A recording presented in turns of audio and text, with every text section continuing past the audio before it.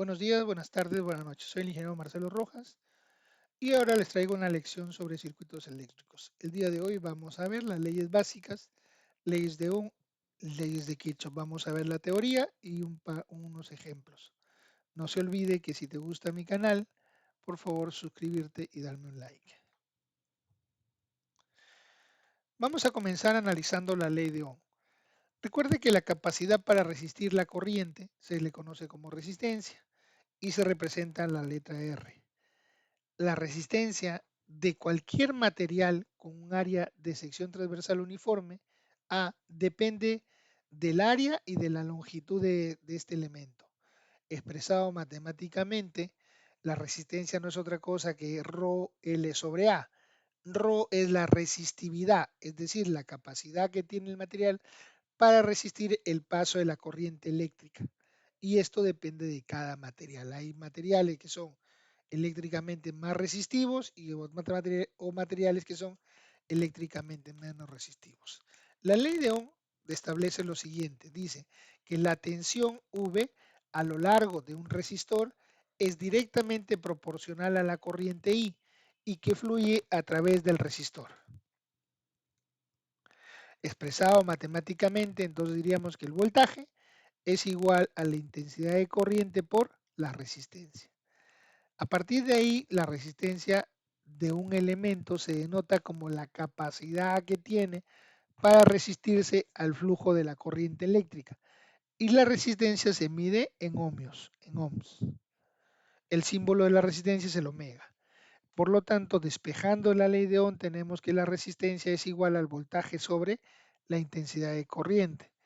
Y por lo tanto, podemos decir que un ohmio es igual a un voltio sobre amperio.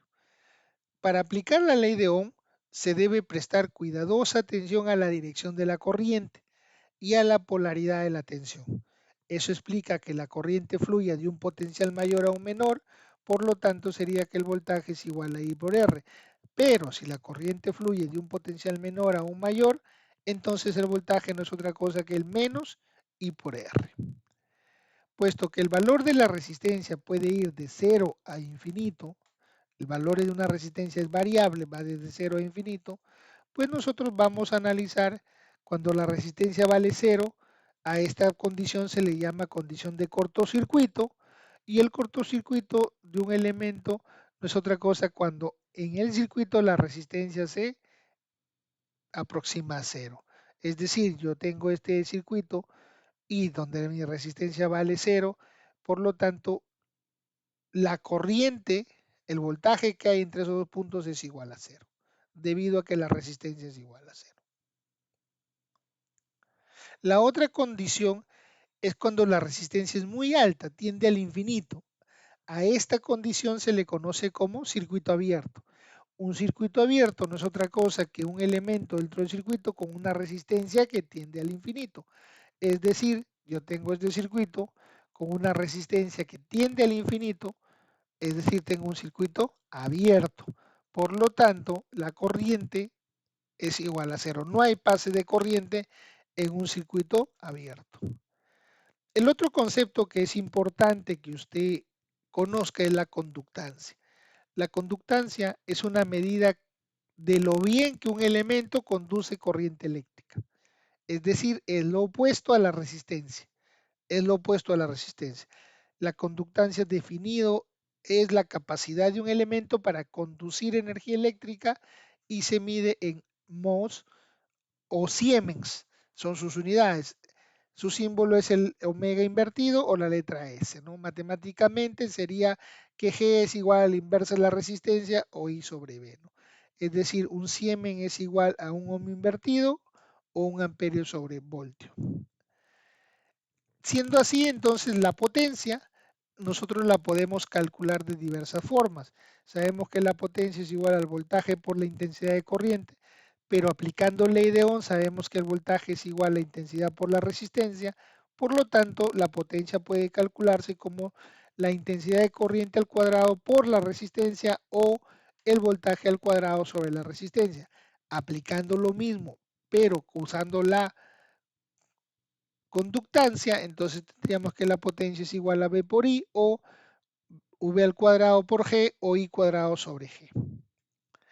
Vamos a ver el siguiente ejemplo. Dice, en el circuito que aparece en la figura, calcule la corriente I, la conductancia G y la potencia P. Ese es el circuito. Pues lo primero que voy a hacer yo es calcular la corriente aplicando la ley de Ohm. V es igual a I por R, por lo tanto I es igual a V sobre R, que sería 30 voltios sobre 5 por 10 al cubo, 6 miliamperios. Conocida la corriente, puedo calcular la conductancia, que es la inversa de la resistencia, cuyo resultado es 0.2 milisegundos, y luego calcular la potencia de las diversas formas que hemos explicado. Potencia puede ser el voltaje por la intensidad, puede ser I cuadrado R o puede ser V cuadrado por G. En los tres casos, la potencia es 180 miliwatts. Vamos a ver ahora la topología de un circuito. Desde el punto de vista topológico, los circuitos tienen diversos elementos que se interconectan, ¿no? Entonces, esos elementos son nodos, ramas y lazos. Pero primero vamos a definir qué cosa es una red. Una red es una interconexión de elementos o dispositivos. Y un circuito es una red, pero de una trayectoria cerrada. Entonces hay que diferenciar siempre los conceptos. Una red es una interconexión de elementos y dispositivos y un circuito es una red, pero de trayectoria cerrada.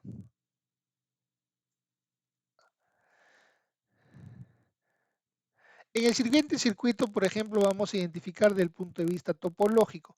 Podemos decir, por ejemplo, que lo que estamos colocando en el círculo color rojo, en ese elipse, es una rama. Una rama representa un solo elemento, puede ser una fuente, puede ser un resistor, etcétera. Esa es una rama desde el punto de vista topológico de un circuito. Tenemos luego el nodo. Un nodo es el punto de interconexión entre dos o más ramas. Ese es un nodo. Es un punto de interconexión entre dos o más ramas. Y por último, el lazo. El lazo es cualquier trayectoria cerrada en un circuito. Entonces, desde el punto de vista topológico, un circuito tiene nodos, tiene ramas y tiene lazos. Si aplicamos el teorema fundamental de la topología, podemos decir nosotros que la cantidad de ramas debe ser igual a la suma de la cantidad de nodos más la cantidad de lazos menos 1.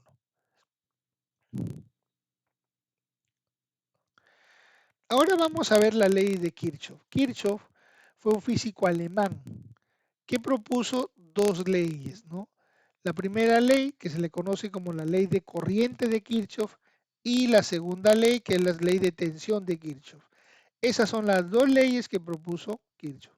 La ley de corrientes de Kirchhoff dice que la suma algebraica de las corrientes que ingresan en un nodo o una frontera cerrada es igual a cero. Matemáticamente sería la sumatoria de las corrientes en un nodo, ¿vale? Cero.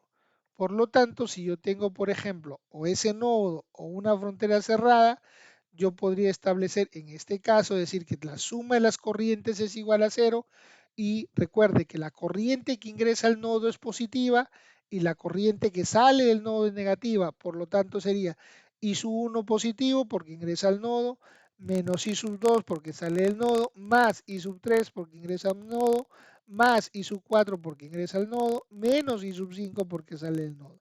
Por lo tanto, tendríamos, si acomodo la ecuación, I sub 1 más I sub 3 más I sub 4, esas son corrientes que ingresan al nodo. Debe ser igual a I sub 2 más I sub 3 corrientes que salen. Por lo tanto, podemos decir que la suma de las corrientes que ingresan a un nodo debe ser igual a la suma de las corrientes que salen. Es la misma ley de Kirchhoff, solo que manifestada de otra forma, ¿no? La suma de las corrientes que ingresan debe ser igual a la suma de las corrientes que salen. Una aplicación de la ley de corriente de Kirchhoff es la combinación de fuentes de corriente en paralelo.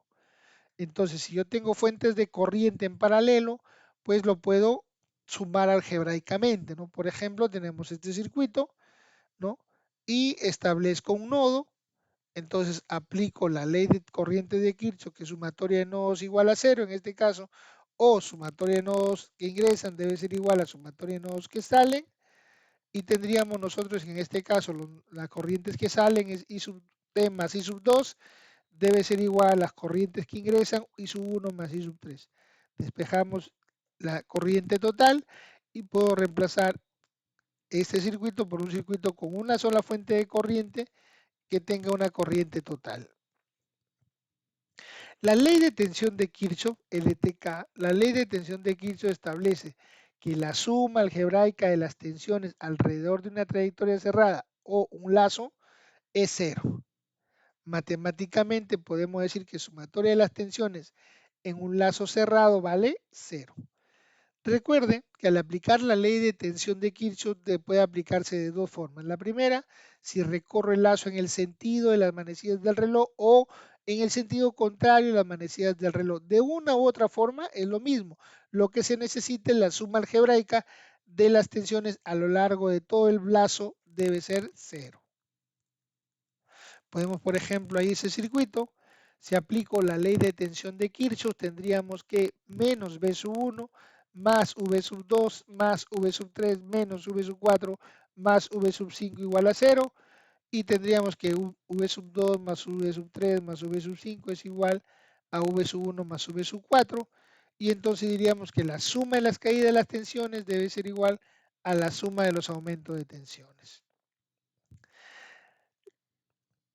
Cuando las fuentes de tensión se conectan en serie, puedo aplicar la ley de tensión de Kirchhoff sumando algebraicamente las fuentes, ¿no?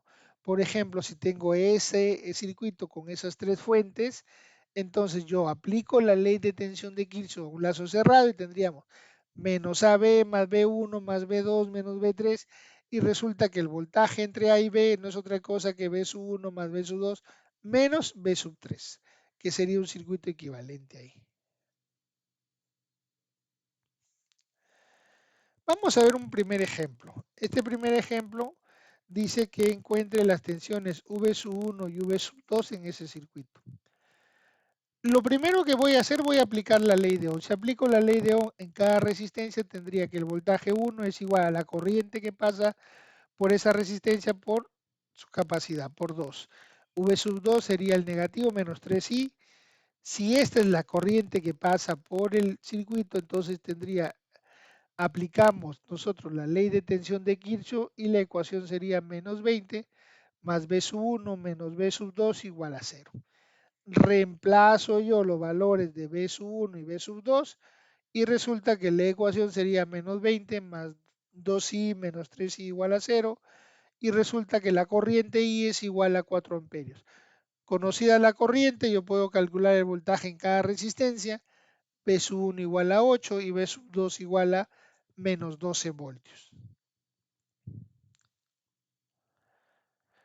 En este segundo ejemplo nos pide determinar B sub 0 y la corriente I. Como pueden ver, acá tenemos fuentes independientes, pero también tengo una fuente dependiente. En este caso voy a aplicar la ley de tensión de Kirchhoff y si aplico la ley de tensión de Kirchhoff al circuito tendríamos menos 12 más 4i más 2v0 menos 4 más 6i. Y me quedaría que 2 veces v sub 0 más 10i igual a 16. Luego voy a aplicar la ley de Ohm a la resistencia de 6 ohmios. Si aplico la ley de Ohm a la resistencia de 6 ohmios, tendría yo que V sub 0 es igual a menos 6i, lo reemplazo en la ecuación anterior y resulta que la corriente es igual a menos 8 amperios. La corriente que pasa es igual a menos 8 amperios. ¿Qué pasa cuando la corriente en este caso me salió signo negativo? Quiere decir que el sentido de la corriente es en sentido contrario. Es en sentido contrario. Conocida la corriente, puedo calcular V sub 0, que es igual a 48 voltios. Vamos a ver este ejemplo que dice que calcule las corrientes y tensiones en este circuito. En este caso, voy a aplicar primero la ley de Ohm. La ley de Ohm dice de que voltaje 1 es igual a 8 veces I sub 1, el voltaje 2 3 veces I sub 2 y el voltaje 3 6 veces I sub 3. Puedo identificar en el circuito que tengo un circuito con dos lazos, el lazo 1 y el lazo 2. Voy a aplicar la ley de corriente de Kirchhoff en el nodo A, La ley de corriente dice que la sumatoria de corrientes es igual a cero o que la corriente de entrada es igual a corriente de salida, en este caso I sub 1, que es corriente de entrada, menos I sub 2 e I sub 3, que son corriente de salida, igual a cero. Y resulta que I sub 1 es igual a I sub 2 más I sub 3. Ahora vamos a aplicar la ley de tensión de Kirchhoff. La ley de tensión en el lazo 1 sería menos 30 más B1 más B2. Y resulta que B1 más B2 igual a 30. Voy ahora a reemplazar el valor de B1 y B2 y tendríamos nosotros que 8 veces I1 más 3 veces I2 igual a 30. Pero como yo sé que I1 vale I2 más I3, lo voy a reemplazar. Entonces tendríamos la ecuación 11I2 más 8I3 igual a 30. Ahora vamos a aplicar la ley de tensión de Kirchhoff al lazo 2.